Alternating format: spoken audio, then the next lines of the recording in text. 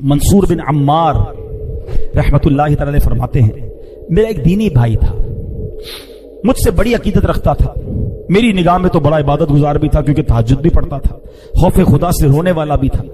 ایک مرتبہ مجھے خبر ملی کہ وہ میرا دینی بھائی بیمار ہو گیا ہے۔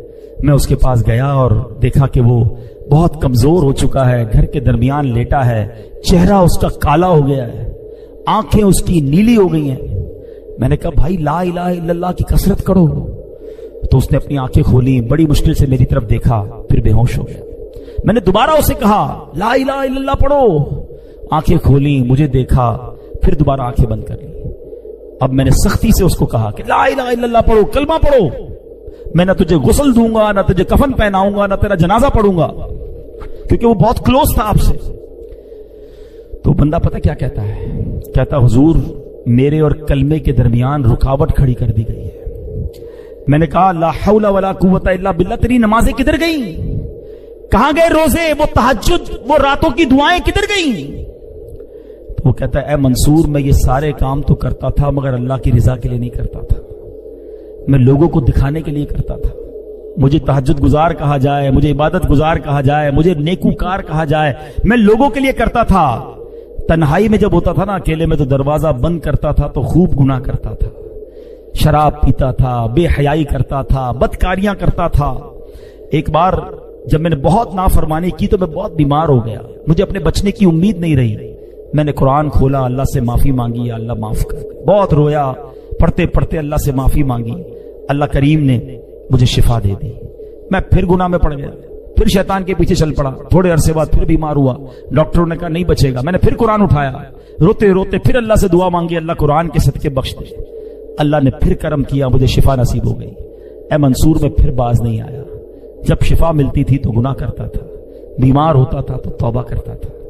تیسری بار میں پھر گناہوں میں پڑ گیا، بڑے گناہ کیے۔ اب جب پھر اللہ تعالیٰ نے بیمار کیا، پھر میں پریشان ہوا، اب قرآن اٹھایا تو قرآن کا ایک لفظ میری زبان سے ادا نہیں ہو رہا، میری زبان پر لاک لگا دیا گیا ہے، میں قرآن نہیں پڑھ پا رہا ہوں۔ اللہ کی بارگاہ میں نے کہا یا اللہ تو مجھ سے سخت ناراض ہے، اے اللہ مجھے معاف کر دے۔ کہتا ہے منصور مجھے غیب سے آواز آئی کہ جب تو بیمار ہوتا ہے تو توبہ کرتا ہے، جب تندرست ہو جاتا ہے تو گناہ کرنے لگ جاتا ہے، جب تکلیف میں مبتلا ہوتا ہے تو اللہ کو یاد کرتا ہے، روتا ہے، اور جب اللہ پاک تجھے نجات دیتا ہے تو پھر گناہوں میں پڑ جاتا ہے۔ کیا تجھے موت کا خوف نہ تھا؟ تو عقل رکھتا ہے، سمجھ رکھتا ہے، پھر بھی غفلت میں پڑا رہا۔ تو نے کتنی بار اللہ سے وعدہ کیا مگر ہر بار تو نے وعدے کو توڑ دیا۔ حضرت منصور کہتے ہیں وہ بتاتا جا رہا تھا، روتا جا رہا تھا، اور جب کہتے میں تو اس کے پاس سے اٹھ کر چل گیا کہ اس بندے کا اور کیا ہو سکتا ہے۔ میں جیسے ہی دروازے کے باہر نکلا اس بندے کا بغیر کلمہ پڑھے انتقال ہو گیا۔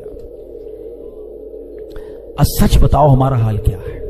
مشکل آئے، کئی لوگ مسجد میں دکھتے ہیں، ہاتھ میں تسبیح ہوتی ہے، سر پر ٹوپی ہوتی ہے، کو کیا ہوا یار بس قرضہ بہت بڑا ہو گیا ہے، نوکری چھوٹ گئی ہے، گھر والے بیمار ہیں، والد ہاسپٹل میں ہیں، اللہ یاد آ گیا ہے، مسجد یاد آ گئی ہے۔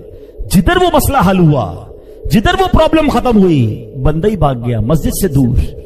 کیا اس لیے اللہ کی عبادت ہے؟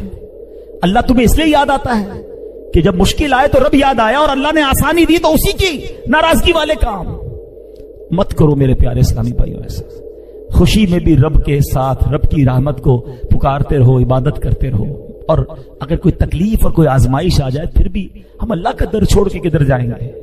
اس کریم کے سوا ہمارا کون ہے؟ وہ ناراض ہو گیا تو مارے جائیں گے۔ آؤ میرے پیارے اسلامی بھائیوں، سچی توبہ کر لو، اللہ کی بارگاہ میں سر جھکا دو، وہ بڑا کریم ہے، وہ پچھلے گناہوں کو معاف فرما دے گا اگر بندہ صدقے دل سے توبہ کر لے اور آئندہ گناہ نہ کرنے کا پکا ارادہ کر لے۔